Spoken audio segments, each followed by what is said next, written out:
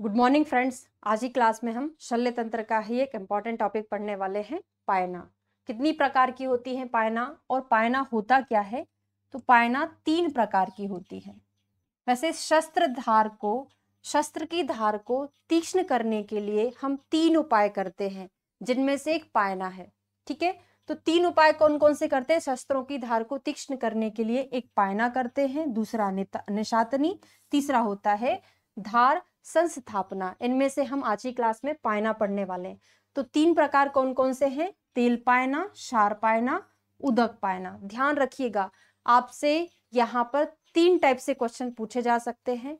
सबसे पहला पूछा जाएगा, निम्न में से कौन सा पायना का प्रकार नहीं है? तो आपको 3 नाम याद होने चाहिए। दूसरा पूछा जाएगा, शिरावेधन स्नायु छेदन के लिए कौन सी पायना करते हैं, या फिर पर्टिकुलर अलग अलग दे देगा, बोलेगा इसमें कौन सी पायना करते हैं। तो पहले तो हम नाम याद कर लेते हैं, तेल पायना और उदक पायना। देखो, तेल और पानी याद रख सकते हैं कि पानी में तेल नहीं डूबता, तैरता रहता है। तो तेल और पानी याद हो गया। एक और हमको याद करना है, क्षार पायना।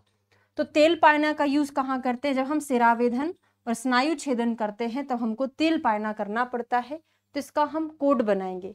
क्या कोड बनाएंगे?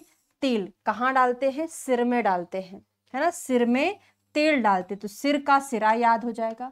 सिर में तेल लगाया जाता है ना, ताकि हमारी आयु लंबी हो। स्नायु का आयु बढ़े, आयु लंबी हो। क्यों?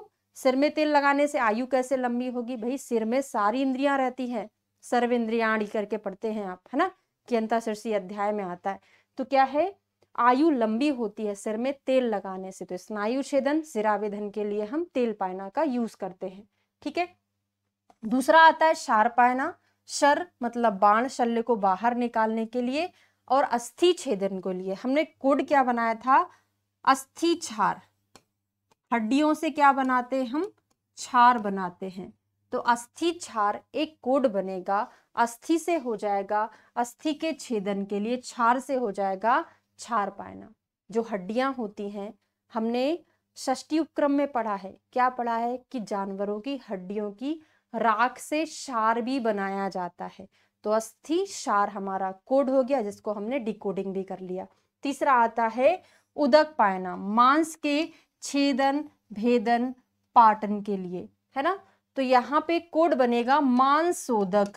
मांसोदक बोलते हैं ना, मांस की धावन को मांसोदक बोलते हैं। तो मांस से तो हो जाएगा मांस, उदक से हो जाएगा उदक पायना। तो मांस में जो 3 टाइप की वैरायटी है वो करना है, तो हमको उदक पायना का यूज करना पड़ेगा। कोड है हमारा मांसोदक। तो मांस के छेदन भेदन पाटनेशु, श्लोक में ही आता है, छेदन भेदन पाटनेशु, तो याद हो जाएगा। तो ये हमने आज की क्लास में 3 पायना याद कर लिए हैं।